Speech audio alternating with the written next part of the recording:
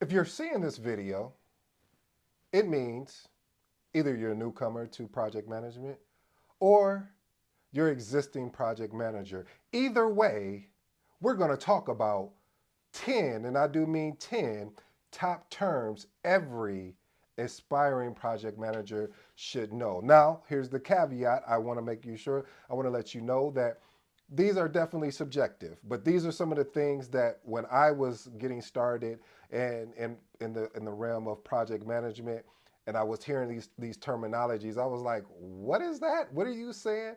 So, family, come take a ride with me, walk with me, and talk with me. My name is ED. For all you smart and intelligent folks out there, that just simply means Ed. The first one in this 10-point framework, and I normally have an 8-point framework, but it is 10 points that I want to get out is project charter. Listen, a project charter is a formal documentation that authorizes the project, defines the scope, budget, schedule, and stakeholders at a high level. Also is supposed to authorize the project manager. Now, I've seen it, go both ways, but again, technically it should be the document that authorized the actual project manager. This is the funny story, family. So one day I was again aspiring to be a project manager. A guy said, "Hey, can I see your WBS?" I said, "What is that? A W who?" He said, "Your WBS." I said, "What is a WBS?" He was like, "You don't know what a WBS is?" I was like, no. I mean, I'll Google it and see. He was like, "Man, your work breakdown structure." I was like, "Oh, you talking about the thing with the boxes and the things with the hierarchical like breakdown and it breaks it down from the you talking about that thing? Yeah, let me walk you through that and show you what I got." And it was just a funny exchange. And I said, "You know what? Next time he come to me, I'll make sure I have that answer when he says what WBS is." Point number two, which is WBS. What that stands for is work breakdown structure. Basically, it's a decomposition at a hierarchical standpoint that decomposes project into smaller, more manageable tasks, and is also used to help you assist you when creating the project schedule as well as the budget because you have control accounts in there. I won't get too in detail in that. I did do a video on the work breakdown structure. It is an amazing document, but caveat, I guess that's going to be my new, or I could say message. Uh, WBS cannot be applied to every project. Now, I know I'm going to have some haters say, "Yeah, it can be," but honestly, it can't. And the only reason why I say that because I had that same ideology. I would say, "Yeah, you can put a WBS with everything, and it help you, drive a project." However, there are certain projects that I've come across that it didn't make sense to have a WBS, and I'm gonna give you some more proper context because either the project was too small, and I mean small enough where we were turning it around extremely fast, or it was more of a certification type project in which there were the moving pieces didn't align with trying to break it down into a WBS. It made sense to put it on a different artifact. Maybe if I get some comments, I'll explain what that artifact is. But let's move on to point number three. Risk. Listen, a risk is an event that could have impact on the project's success. It's important to identify and assess risk early. I'm gonna do it in my DMX voice. Early in the project, so you can develop mitigation strategies.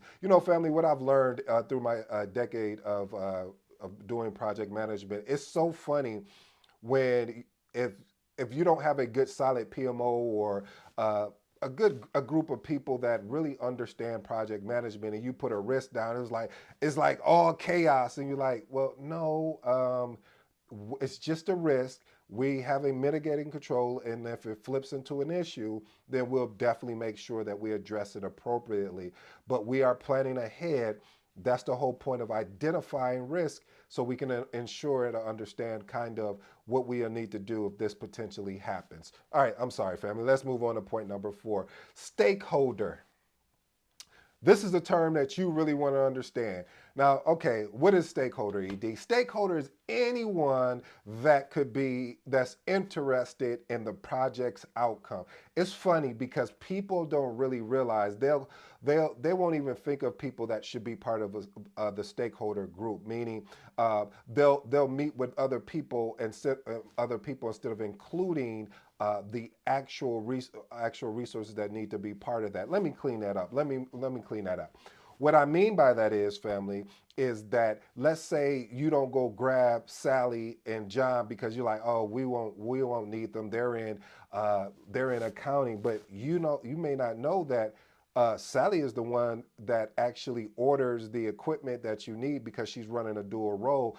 And that's why it's important to, I always say, get everybody in the room and then start making a decision if this stakeholder is going to be, has an interest in the actual outcome of the project.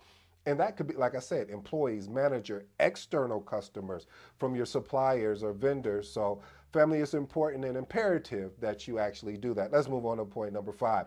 Change management. Hey, listen, change, as they say, is inevitable. What does that mean?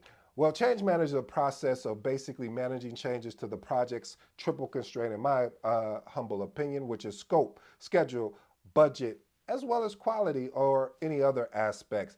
Change management, when you have a solid change management board in place, it really supports your projects from getting in. And reason why I say that, because when you have a great change management in place, documentation is going to be conversation. Documentation is going to be conversation. And the only reason why I said that twice is because it's true. When you have a good CAB, what they call change management board, they will make sure that you document what are you going to do? What's your go forward plan? What if this doesn't work? What's your fallback plan?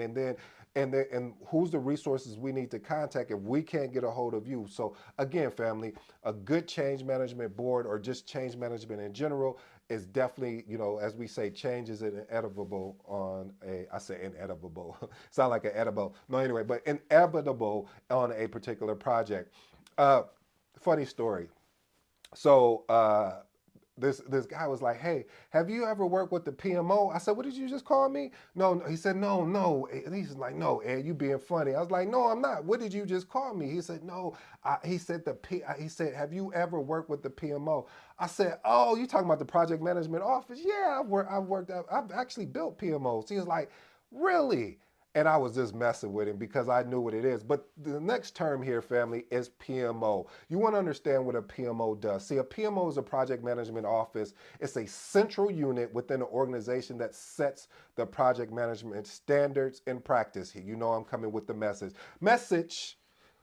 When you're building, if you are someone that is part of building out a PMO or you're already currently leading a PMO, my recommendation, right or wrong, just what I was thinking of at the time, is ensure that you get engaged with the project managers to understand how projects are being led so you can be able to build out better standards and practices. I know what you're thinking, ED. You trying to be a smart addict. No, I'm not. I'm just being honest, is that was one of the things that I learned as when I was building out a PMO. I understand the certain requirements because not all requirements for the PMO is required for a certain project.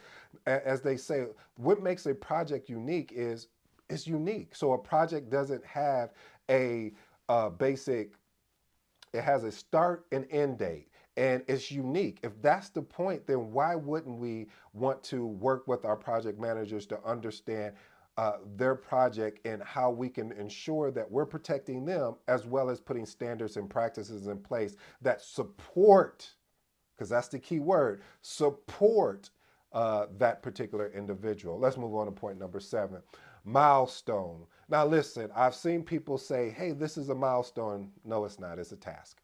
What do you mean, ED? Let's see. A milestone is a significant point in the project timeline to actually track progress. So, when you see people creating tasks and you like, okay, is this a task or is this a milestone? I'll repeat it again. Milestone is a significant point in a project timeline to track progress. I probably don't need to say no more on that.